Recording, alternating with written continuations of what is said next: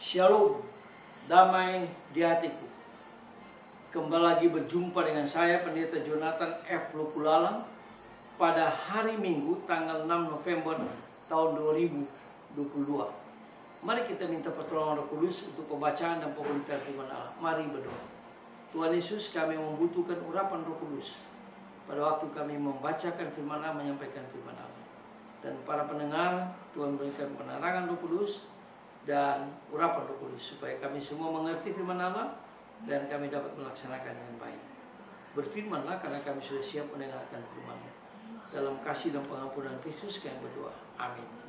Mari kita baca firman Tuhan yang diambil dari Ulangan pasal 6 ayat 4 sampai dengan 9. Firman Tuhan berkata begini: Dengarkanlah hai orang Israel, Tuhan itu Allah kita, Tuhan itu esa. Kasihilah Tuhan Allahmu dengan segenap hatimu dan dengan segenap jiwamu dan dengan segenap kekuatanmu.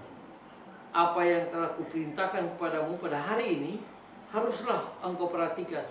Haruslah engkau mengajarkan berulang-ulang kepada anak-anakmu dan membicarakan apabila engkau duduk di rumahmu, apabila engkau sedang dalam perjalanan, apabila engkau berbaring dan apabila engkau bangun.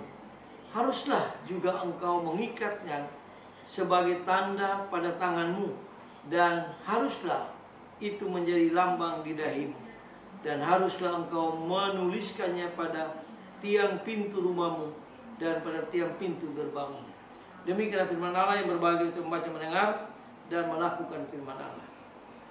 Tema kita pada hari ini adalah pentingnya bercerita tentang Tuhan Yesus pada anak-anak sebelum tidur.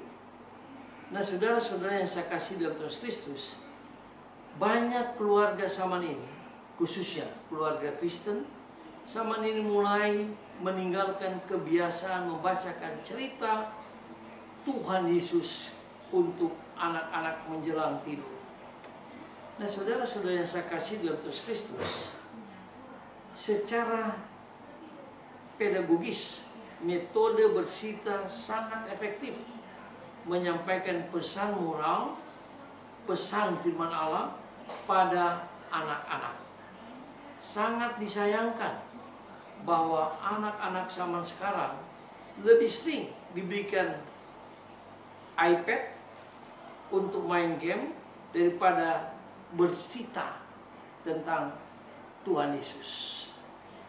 Nah, saudara-saudara yang saya kasih dalam Tuhan Kristus, Tuhan Yesus tahu betul bahwa cerita sangat efektif menyampaikan sebuah pesan yang sangat baik, yang sangat rohani. Sehingga Tuhan Yesus sering menggunakan metode ini, yaitu metode bercerita.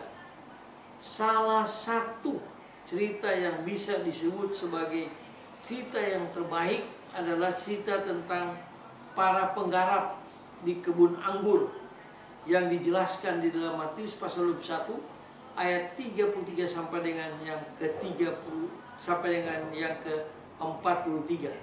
Dan juga di dalam bacaan kita tadi, yaitu Ulangan pasal yang ke-6 ayat 4 sampai dengan 9. Mengapa? Sebab pesan moral dari cerita itu atau pengajaran itu sangat sederhana, yakni tentang bagaimana sikap kita menerima Yesus sebagai ahli waris Allah sendiri. Banyak orang pada zaman Yesus yang terang-terangan menolak Yesus, bahkan kemudian terbukti bahwa akhirnya mereka membunuh Yesus karena menolak kenyataan bahwa Yesus adalah ahli waris Allah. Nah, dari sejak kecil anak-anak kita sudah harus ajar bahwa Kristus itu ahli waris Allah. Kristus itu Mesias. Kristus itu Allah. Itulah sebabnya di dalam Ulangan pasal 6 ayat 4 sampai 9 dijelaskan oleh Nabi Musa supaya anak-anak itu kita ajar dimanapun kita berada. Waktu dia mau tidur, waktu dia bangun, waktu dia berjalan, atau di mana saja kita ajarkan tentang firman Allah, sehingga pada waktu dia menghadapi tentang masa depan dunia yang sangat kompleks ini, imannya akan kuat, imannya akan kokoh, dan dia tidak perlu takut menghadapi masa depan dunia ini. Nah, saudara-saudara yang saya kasih dalam Tuhan Kristus, penolakan bangsa Israel terhadap kedatangan Yesus adalah gambaran banyak orang yang juga menyia-nyiakan tawaran keselamatan dari Allah di dalam nama Tuhan Yesus Kristus. Sehingga sekarang pun masih banyak orang yang berperilaku seperti pekerja kebun anggur yang terang-terangan menolak anak tuan kebun anggur itu. Nah, banyak orang yang menolak Kristus. Jangan sampai anak-anak kita setelah dia besar dia menolak Kristus karena kesalahan orang tua yang tidak pernah menceritakan tentang Yesus sebelum mereka tidur. Seperti para penggarap kebun anggur, kita telah menerima tawaran keselamatan Allah adalah tidak tepat jika kemudian kita menjadi serakah ingin menguasai kebun anggur Tuhan itu yang bukan milik kita sendiri. Apapun yang kita miliki sesungguhnya adalah kebun anggur Tuhan yang perlu untuk kita kembangkan. Kita hanyalah penggarap-penggarap itu.